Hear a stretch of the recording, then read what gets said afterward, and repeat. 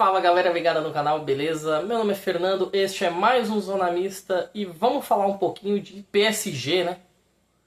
Um cirúrgico, maravilhoso PSG que chega para Munique bem preparado para a final. Mas antes eu peço que você curta, comente, compartilhe e se inscreva no canal para mostrar para o algoritmo do YouTube que a gente consegue fazer um bom conteúdo que vale a pena, né, ficar de olho aqui em mim um pouquinho. No Parque dos Príncipes hoje o PSG venceu o Arsenal por 2-1 e carimbou a sua vaga para a final, né? Depois de 5 anos, o PSG que já tinha chegado à final na temporada de 2020. Foi uma final um pouco diferente, um jogo só. A torcida estava longe do time porque foi, né, naquela época dos problemas de Covid que a gente teve, tá?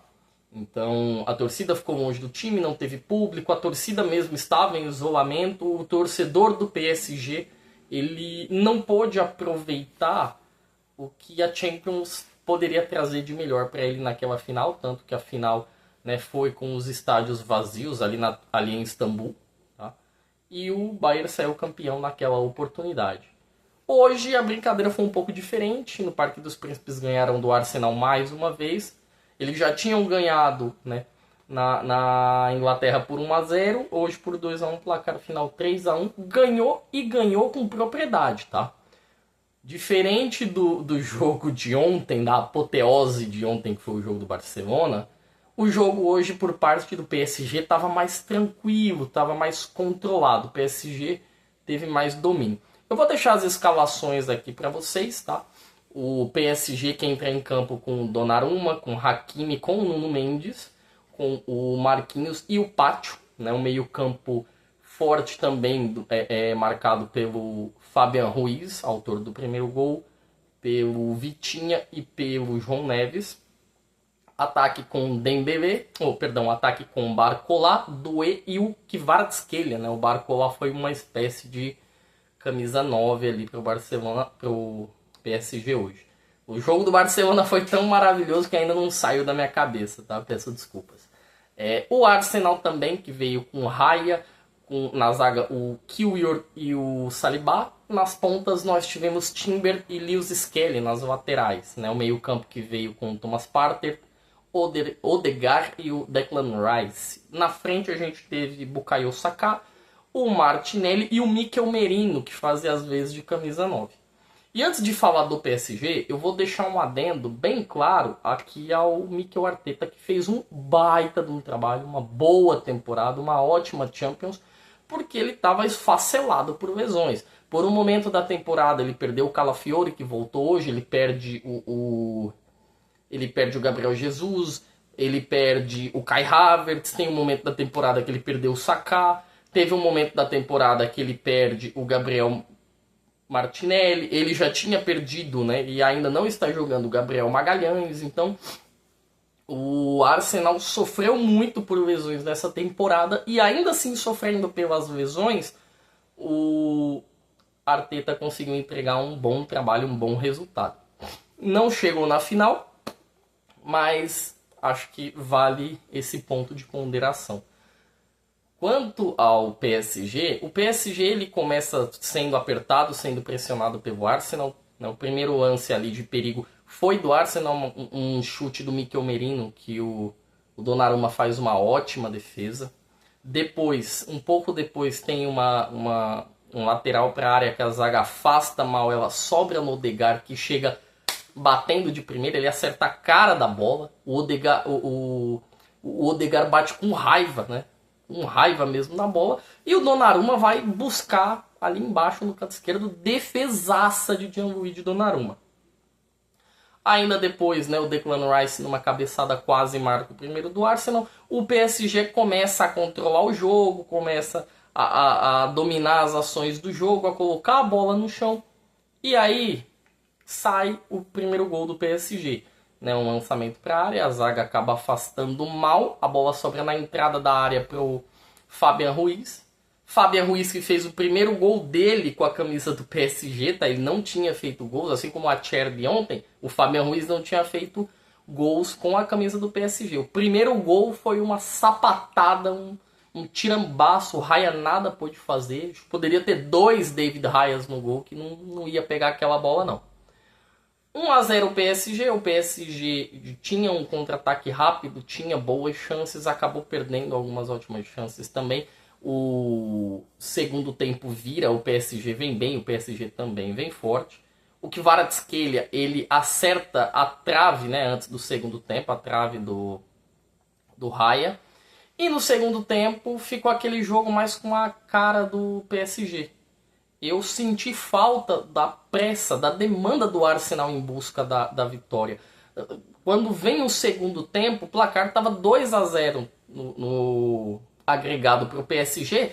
E eu senti que faltava ao Arsenal esse senso de urgência, de buscar o placar, de buscar a virada. Se você pegasse alguém que não gosta de futebol, colocasse para assistir o jogo e falasse quem está ganhando, ele ia falar, é o time de vermelho, porque o time de azul é quem está correndo que nem louco atrás da bola. Fato era que o PSG buscava, dominava e liderava as ações do jogo. O Arsenal estava muito passivo, sabe? Esperava muito que o PSG fosse fazer para tomar uma decisão depois. E isso acaba ficando, acho que, um ponto negativo. Se no início do vídeo eu falei bem do trabalho do Arteta, eu falo mal do segundo tempo do Arsenal, que foi muito pacífico, esperou muito. O PSG tem um lance de contra-ataque, né, numa bola que o Arsenal perde, e vem um pênalti ali, um chute do Hakimi, a bola pega na mão, né, do Miles Lewis-Skelly. Ninguém percebe o lance, a jogada continua, tem até um outro lance que poderia ter sido dado uma penalidade para o Arsenal, só que o VAR chama, interfere no lance com relação ao primeiro lance, o primeiro momento, que seria o lance do Lewis-Skelly, né? Falar que passou batido por todo mundo, passou batido por mim, pelo pessoal da narração, pelos próprios analistas de arbitragem ali. Tanto que só foi mencionado pênalti quando trouxe um ângulo diferente à câmera ali da transmissão, que a gente, opa, bateu na mão mesmo, ele vai dar o pênalti. Pênalti marcado, o Vitinha que foi pra bola, né? Acho que ele telegrafou muito, demorou muito, o Raya meio que deu uma estudada nele, provavelmente, esperou e foi buscar no canto esquerdo no chão. O Raya faz uma ótima defesa no pênalti do Vitinha. E eu achava que aquele lance era o ponto de ignição para o Arsenal voltar para o jogo. Porque se o Arsenal empata aquele jogo, né, se fica 1-1 no Parque dos Príncipes, ia ficar 2-1 no agregado, o Arsenal poderia dar aquela pressão para buscar a prorrogação. E o Arsenal ainda assim continuou muito passivo, né, não controlou as ações. Numa bola que chega na zaga do Arsenal, que Kvara puxa o contra-ataque, o Kvaratskhelia. E a bola sobra ali no Thomas Partey, que estava meio desligado, não estava numa boa jornada hoje, tá, o Thomas Partey. O Dembélé, que tinha acabado de entrar, rouba a bola dele, faz 1-2 com o Hakimi. O Hakimi recebe, gira para cima do zagueiro, que acho que era o Calafiori naquele momento ali, ou era o Keyword, não consigo lembrar, e bate no canto do Raya. Inapelável 2-0, muito bem. Antes disso, o Arsenal tinha tentado por uma vez com o Bukayo Saka, né? Ele deu uma pancada na gaveta, um chute cheio de efeito, cheio de veneno. E o Donnarumma, ele já faz a temporada da vida, tá? Ele já faz a temporada da vida. Mas o Donnarumma vai buscar com uma perfeição, com uma qualidade que você não vê todo dia não, tá? O Donnarumma foi perfeito no lance do Bukayo Saka. Faz a defesa, um pouco depois do segundo gol, numa jogada que o Marquinhos vai disputar, acabou caindo, pediu falta, não teve falta. O Trossard cruza, a bola pega no pé do pátio, né? Ela pega no pé do pátio, sobra pro Bukayo Saka, que passa pelo Donnarumma e faz o primeiro gol. E o Arsenal poderia ter empatado o jogo se não fosse o próprio Bukayo Saka, porque teve uma bola ali cruzada pelo Calafiori, que ela passa pelo Donnarumma, e ia ser gol do Bukayo. Ele estava sem goleiro praticamente. A bola pinga 1 segundo antes de chegar no pé dele, e ele perde o tempo por coisa de 1 segundo, ele toca na bola, ela vai por cima do gol. Na hora, né, eu ainda falei, essa bola pingou antes de chegar no Saka. Porque se ela não pinga, não tem como. Ele não vai errar um gol daquele no tempo perfeito que ele tava. A bola pingou e aí não tem o que ser feito, tá? Ele não, já estava vendido no lance, a bola foi para fora. O Arsenal até se jogou, foi para cima, buscou tentar ali o gol de empate, mas mesmo que buscasse o gol de empate, né, o único placar que levaria para a prorrogação seria o 3-2. O Arsenal não conseguiria com o empate levar esse jogo à frente. Esse PSG, eu gostaria primeiro de falar do Luiz Henrique, tá? Acho que tem muitos fatores, muitas coisas que a gente pode falar do PSG. Mas primeiro eu vou falar do Luiz Henrique, porque a última vez que o Luiz Henrique chegou numa final de Champions foi em 2015 pelo Barcelona. E o trabalho do Luiz Henrique, ele até fala, né, no final do jogo que foi pela equipe da vida dele, né, pelo time que ele torce. E quando ele chega com aquele Barcelona na final, o trabalho dele não era autoral. Né? Não tinha uma linha de autoralidade, não era diferente, não era uma coisa assim fora do normal. Porque você tinha o Neymar no prime dele, o Neymar estava no prime, o Suárez voando. O Suárez faz uma temporada de chuteira de ouro, uma temporada que de um lado tem Messi e de outro Cristiano Ronaldo, chuteira de ouro é o Suárez. E tem só o Messi, né? Numa temporada nível Messi. Então não tinha muito que pudesse ser feito, né? Não tinha nada muito de diferente ali. E agora, nesse PSG, você nota muito a simbiose, sabe? A proximidade entre o elenco e o Luiz Henrique. A ideia de jogo, a aplicação do Luiz Henrique, o modo como ele pensa o jogo nesse elenco do PSG. Você consegue notar isso de uma forma bem, assim, bem na cara mesmo, sabe? Acho que é o grande nome desse PSG, tá? E muita gente fala assim, pô, o PSG é um time low profile. Acho, aí já é uma análise minha, que não é a questão de ser low profile. Eu acho que o PSG, ele muda, né, o seu posicionamento de mercado. Antigamente o PSG gastava muito nos jogadores do dinheiro, né? Tanto que tinham várias rondas, várias eras diferentes no PSG. A primeira que vem Lucas, vem Lavezzi, vem Cavani, vem Ibra.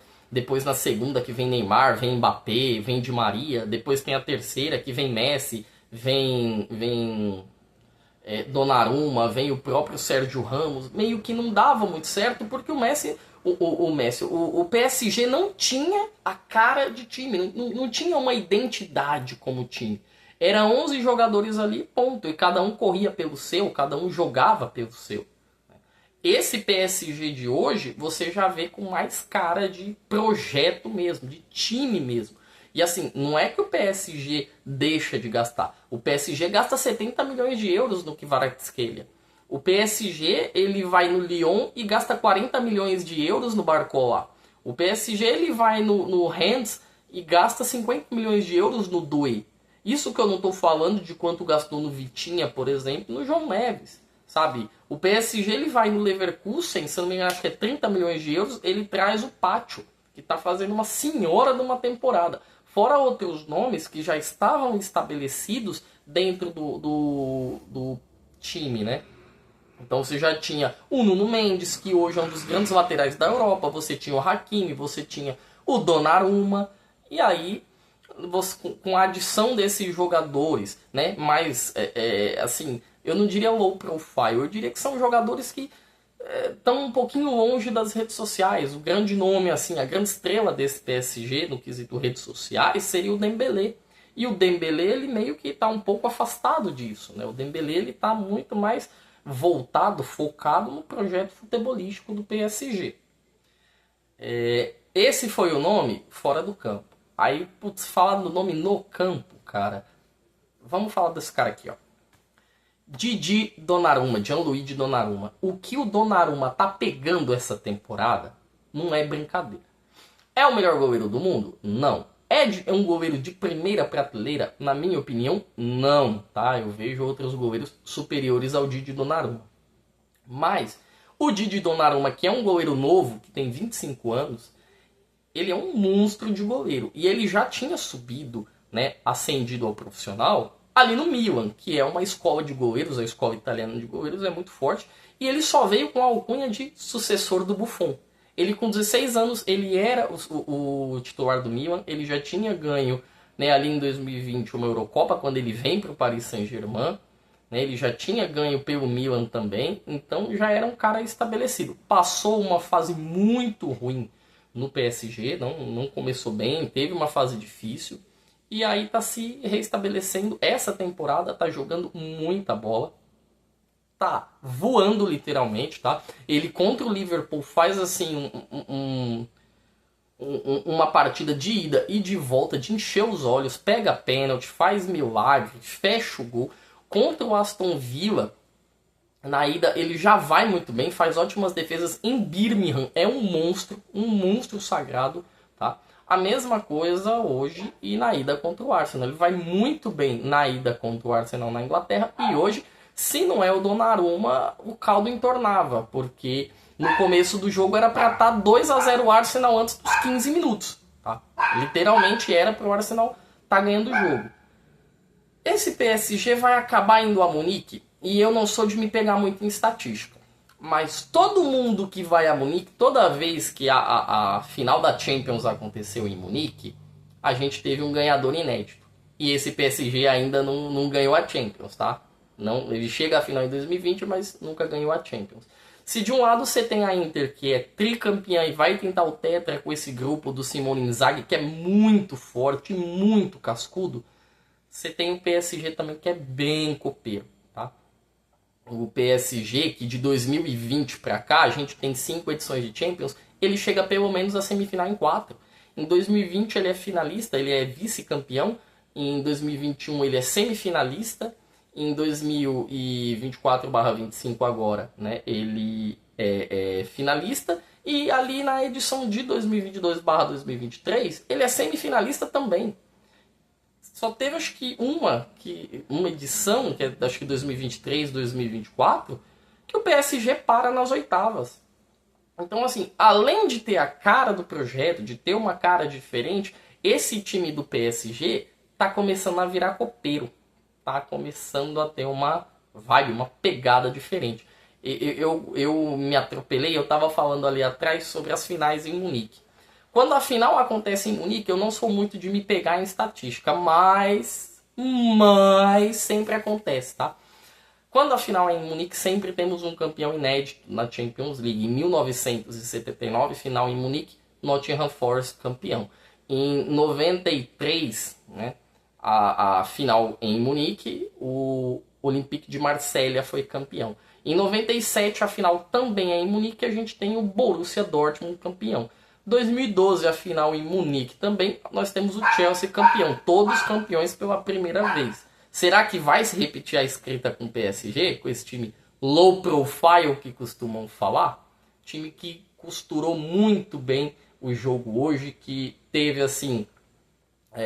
eu não posso falar no campo porque você tem um Dembélé voando, você tem um Donnarumma indo bem, você tem um meio campo com Fabian Ruiz jogando demais, o Kvaratskhelia numa temporada assim maravilhosa, acima do normal, Patti jogando muita bola na zaga. Prefiro dizer que o grande nome desse PSG low profile, que entendeu, né, que as coisas mudam, é o Luiz Henrique.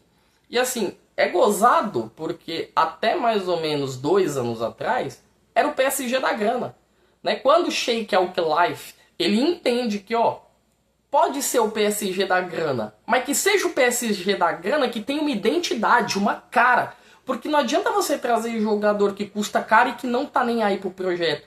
E isso foi feito, né? O PSG ele gasta e gasta bem para montar esse elenco e consegue chegar à final da Liga dos Campeões. Não foi um jogo tão assombroso quanto foi o último jogo, mas foi um jogo que teve emoção sim. Vou deixar aqui o card aqui em cima para vocês darem uma olhada. O PSG, ele tem 19 chutes, ele tem 11 chutes a gol, e desses 11, 6 vão no gol, contabilizando os gols que o Raya tomou e também o pênalti que ele pegou. O Arsenal ele chuta muito mais, são 19 arremates a gol, tá?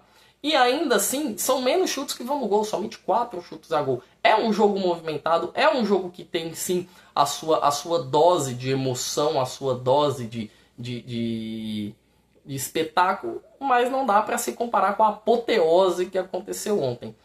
Para essa final, eu acho que tá muito 50-50. Antes que digam, mas qual que é o seu palpite? Eu vejo a Inter como favorita. Então quer dizer que a Inter tem o favoritismo, é 55, é 60? Não. Aqui eu não trabalho com palpite, tá, gente? Aqui eu trabalho com análise. Dentro da minha análise, o favoritismo se dá para quem chega em melhores condições, melhor preparado para o cenário que a final apresenta. Final é em Munique, final é jogo único. Dentro do quesito jogo único, dentro da questão jogo único, a Inter já se demonstrou mais preparada. Pode acontecer do PSG chegar, meter 1, 2, 3, 4-0 na equipe do Simone Inzaghi e gritar campeão. Como pode acontecer da Inter também ser campeã, tá? Mas o que me aparenta assim é um 51-49 Inter de Milão, os dois times bem próximos, tá? E espero que até o dia 31 a Inter, né, o PSG tem a final da Copa da França para buscar o triplete, já é campeão espanhol, pode ganhar a Copa da França. A Inter está buscando o Napoli ali no campeonato italiano, já caiu fora da Copa da Itália, então a chance de triplete da Inter não acontece mais. A minha torcida é que ninguém se machuque, que ninguém perca esse espetáculo que vai ser a final no dia 31 de maio, tá bom? Galera, me despeço por aqui. Meu nome é Fernando, esse é mais um Zona Mista. Mas antes disso, eu peço que você, por favor, curta, comente, compartilhe e se inscreva no canal. Traga os seus amigos pra gente mostrar pro YouTube que o conteúdo vale a pena, beleza? Me despeço de vocês e amanhã tem mais vídeo no canal, beleza? Uma ótima quarta-feira, que hoje ainda é dia de jogo, é dia de Libertadores.